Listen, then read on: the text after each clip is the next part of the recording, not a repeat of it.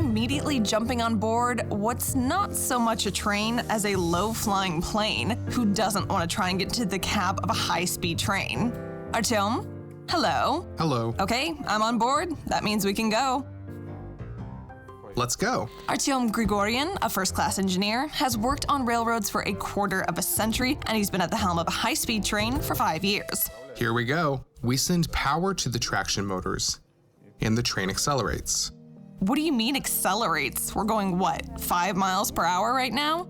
Yeah, 5, because we're still in the depot territory. But generally, this train travels at a speed of 100 miles per hour. And that's with a weight of how much? This train weighs 380 tons. This weighty train called the Swallow constantly needs 3 kilovolts of direct current to move. That's the equivalent of about 2,000 AA batteries. All this powers the electric motors, each of which is responsible for one wheel set and drives it with a capacity of 370 kilowatts. That comes to more than 3.5 thousand horses, a few herds. Not a bad herd that you've got, and you lead it. That's right. Listen, well, our program is called Take the Wheel, so I would really like to take your place and take the wheel. Are you serious? Yes. No. Yeah, for those who, like me, prepared for the usual way our program works, where I ask and then steer, you're about to be disappointed. You're only in the cab because there aren't any passengers. If there were passengers, then you wouldn't be allowed in here at all. And you can't steer because such a technique requires a male's touch. Women can't do this. Best not to say that. No? No, we're in the 21st century. Yes. Well, in fact, that's the way it is. It's written down. It is. Here's the government decree from the year 2000, and here there are 456 occupations listed that are prohibited from using female labor. In my journalistic career, however, I have violated this regulation many times. But among all forms of transport, the most regulated is the railway. It includes more than 20 non-female professions, and here you have it. Under the points 368 to 374, the female sex is prohibited from being an engineer of any kind. Volgograd may be known for the Motherland Calls monument, but few people know that this city is also the birthplace of an extremely unconventional railway. On November 5th, 1984, the city of Volgograd got its own underground track. But it's very unusual. This is not your typical metro. It's called a metro tram. And why? Well, see for yourself. A real tram car has arrived at the platform. Well, shall we try to jump on the outgoing tram? How it happened was in the 60s, Stalingrad, what Volgograd used to be called. I'm here.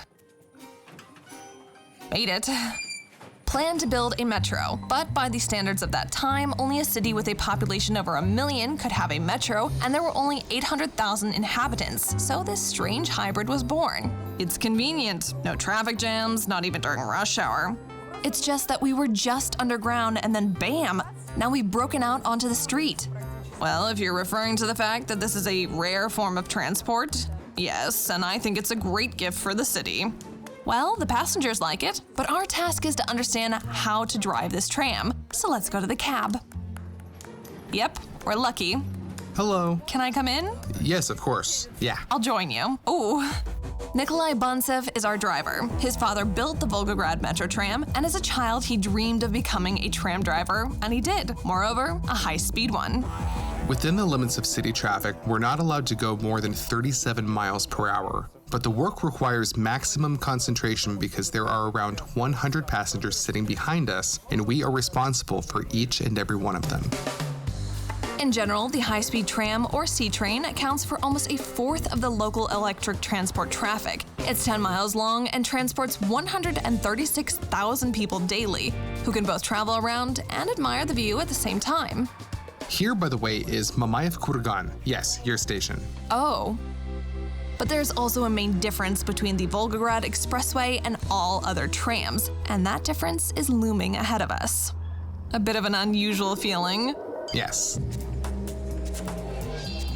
Listen, this looks like something out of a science fiction film. Now the fun begins. Yes. Yes, Like when spaceships are rushing forward through a portal. Yeah. It's like that. Actually, the tunnel itself here is also extraordinary. Because the old trams only had doors on one side, on the right, the exit and the entrance from the tunnel were separated. When looked at like this, the Metro tram design resembles a DNA molecule, but the paths do not intersect. The entrance is actually below the exit level. Our tram literally dives into this black hole. One tunnel is above and the other below, and we don't actually see it with our eyes. Here we are. We've hit 37 miles per hour, but this isn't its limit. The tram can go faster. But we have a station coming up ahead, so we're not going to speed up too much now. Island-type stations are a classic feature of Russian metros, but of course, there's no third rail like in the metro. Here, there's an overhead wire. True, it's lower than on the surface. Because of this, the pantograph is constrained by the diameter of the tunnel. Above ground, it unfolds to contact the wire. Then here it works in a folded position. For the duration of the underground portion, the lights turn on in the tram's cabin, but in the cab, it's pitch dark. For us TV people, it's terrible for filming, but these are the prerequisites for filming in here. Well, when it's necessary, we can turn on... Oh, that's much better. But on the other hand, right away, the tunnel is gone. Now we just see our reflections. Yeah, in the glass. Therefore, for these purposes, we always turn off the lights in here. The only light here is the one at the end of the tunnel. We're going back up above ground. The world's now blindingly bright. Yes. Yeah, that's the biggest nuisance with the tunnels. Diving up and down in them, your eyes don't have time to adjust. Many drivers lose their eyesight exactly. Because of the shock? Because of the shock, yes. I've already realized that trams deceive you and make you think they're simple, and a hybrid, perhaps doubly so. But still, if I'm here, well, will you let me take the wheel, please, the trams? No, I can't do that. But let's go to the depot. And once we get to the depot, there you can drive around a bit on a small section. These domestic beauties entered into service in Volgograd quite recently, in 2018. Despite the impressive dimensions and serious weight of the train, small but powerful asynchronous traction motors, 4 of them, churn out 50 kilowatts of power each. That is 272 horses in total for one train, and I'm dying of anticipation. All right, Alexandra, this is the tram control panel here. This is an electrical installation, yes, with a voltage of up to 1,000 volts. Here, the voltage in our contact network is 600 volts. Grounding is carried out through the rail. That's why we're between a positive and a negative, so to speak, in a suspended state. But right now, we're drained. To gather voltage from the contact network, you need to unfold the pantograph. Oh. That's it, it's on. But there's another step without which, even connected to electricity, the tram won't budge. For this, you have, under your left foot, a pedal. And you have to press it down. Go ahead and press it? Yes, press it. That's it, until it clicks. This is called the vigilance pedal and has to remain pressed down the entire time the driver is in the cab. If you release it while driving, the emergency brake will be applied. Essentially, this pedal is designed so that the carriage can know that the driver is awake. To wake up the tram, we turn on the toggle switch of the machine. Yes, and the second one, there. There.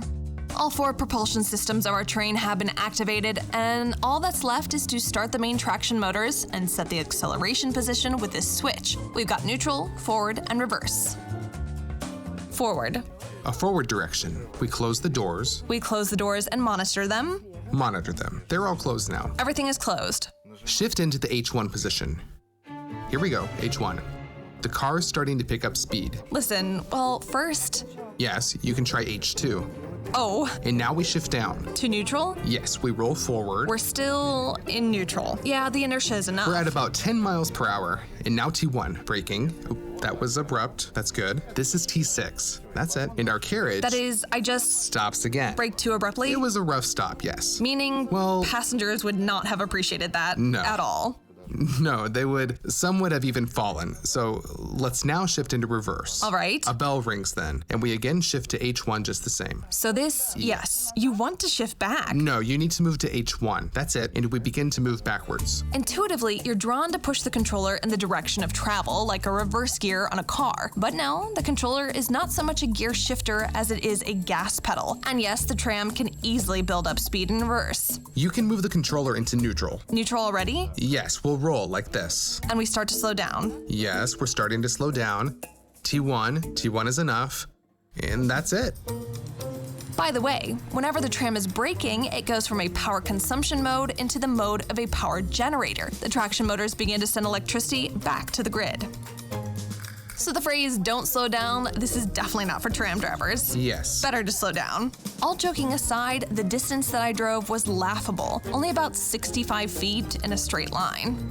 Maybe we can keep going a bit farther? No, Alexandra, you know there's a switch coming up ahead of us, so no. That's the most interesting part. It is the most interesting, I agree. How do trams turn? Yes, I agree, but not this time. That's the way it is. But We shift into the first position. We start moving. yes, Nikolai actually gave in under my pressure, but I need to be beyond composed for this. A speed of 10. 2, 10. Okay, that's enough. You can go to the end. Making a mistake on the switch can lead to derailment. Slow down. Yes, okay. First position. We're going to slow down to 3. It's falling. Right, good, that's it. Let go. Shift to neutral. We're in neutral. I waited a little too long. 2 miles per That's nothing to hour. worry about. The switch. This is the Yes. most important spot. How trams turn. We're about to find out. If you look at the train carefully, it's easy to understand. In addition to the limiting flange on one side of the wheel, the working surface of the wheels is beveled. The diameter of the outer and inner parts differ by a few millimeters, and that tiny difference plays a huge role. A turn is a change in radius. The path inside will be shorter than the path outside, and moving by inertia, the coupled wheelbase shifts relative to the rail away from the turn, outside becoming a larger diameter and inside a smaller one. So by beveling the wheels, trains and trams can change the radius and are able to make turns. Geometry. You feel that trembling, rattling? Yes, exactly. That's it getting up on them. Yes. This is a dangerous moment. And at this speed, we overcome the switch. So we won't fly off? We will not fly off. You can add more. The cab is hanging over. More. It feels like we already left the tracks. H1, yes. Yes, like that, like that, like that. Yes, yes, yes, yes. That's enough. Oh wow. So now, Now T1, brake. slowing down, done. That's it. Wow. Now seriously, thank you so much. You're welcome. And now I'll clean the car a little. Now Sasha definitely steered the tram because we even entered a turn. By the way, few people know this, but the first subway was run on steam. And steam locomotives ran on the London Underground too. They ran on some lines for almost 100 years, right up until 1961.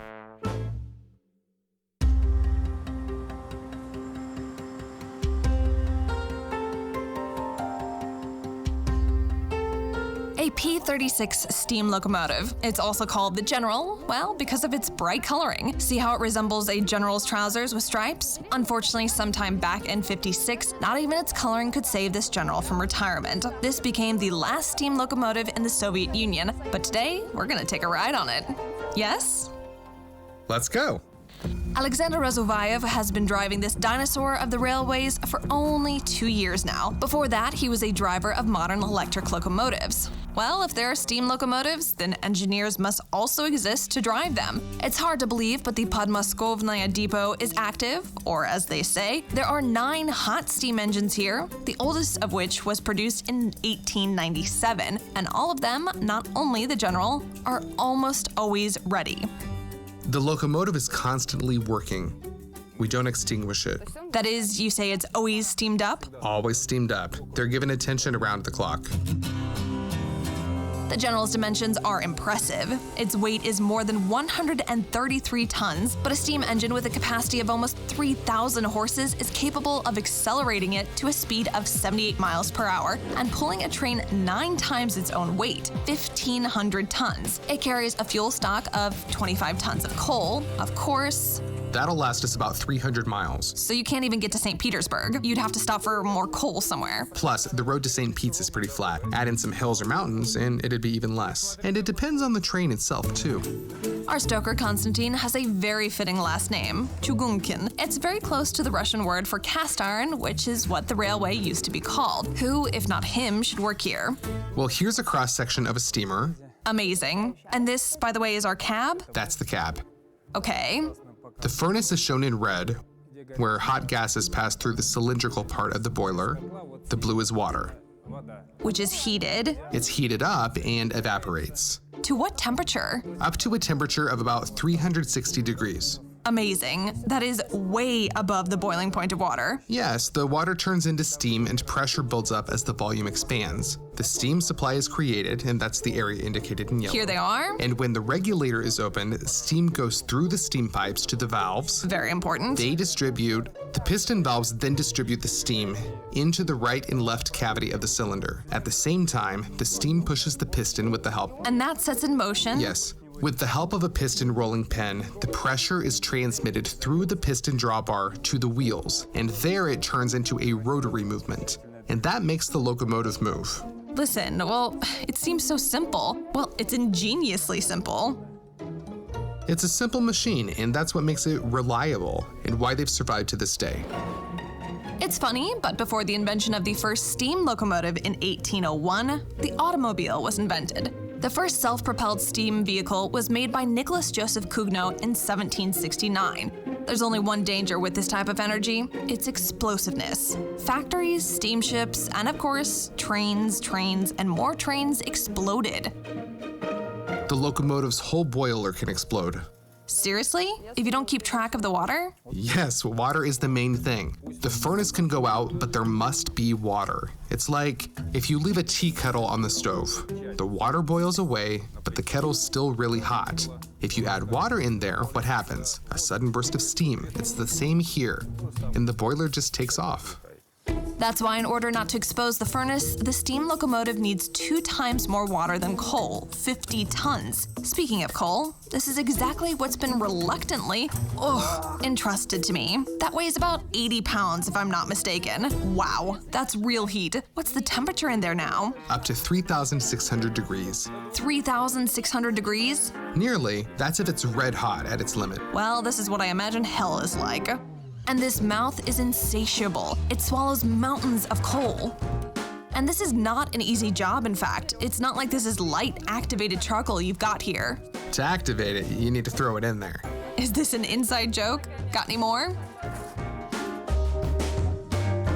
And 3 shovels later, there's the whistle. We are finally leaving. Cool. And the engineer, see, almost hangs out of the cab. You've got a small window here, but you can hardly see anything out of it because of the boiler. Yes, it has. It's easier to lean out the window. Goodness, that's loud. And it's like that all the time? Yeah, the whole time. It's nice in summer, but in winter we wear glasses, scarves, warm hats, warm jackets, and that's how we work. At what speed? 62 miles per hour. Cool. The top half of your body is outside practically. Well, sometimes you have to lean out almost all the way. It's a good thing then that steam locomotive races take place in August. Yes, restored steam locomotives have been competing on a large experimental ring in Sherbinka near Moscow since 2018. And at this speed, just look, you'd never know that some of these trains are more than a century old. The engineer is steering, and the assistant makes it so that An assistant meaning the stoker. the pressure in the boiler is at its Crazy. maximum. So that he stood there right here, the whole thing's shaking, and he just adds some more, and it just whoosh like a rocket. Seriously? You open this, and it's a wall of fire, and the heat is so intense that you can't bend over it. You could set your eyelashes and eyebrows on fire.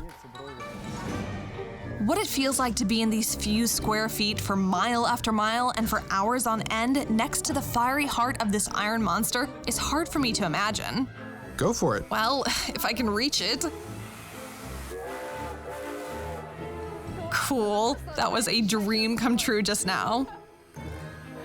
See how little a girl needs to be happy? Wow. We head on back. The path is clear. 54 yards. And from the outside, it looks like we're rewinding, returning to its beginnings, back to the past. Yep, that's it. That's it? Our time traveling is over now? It's over. Thank you very much. And thank but you. does it count as steering if I just shoveled in the coal? Of course. Really? You participated in the process.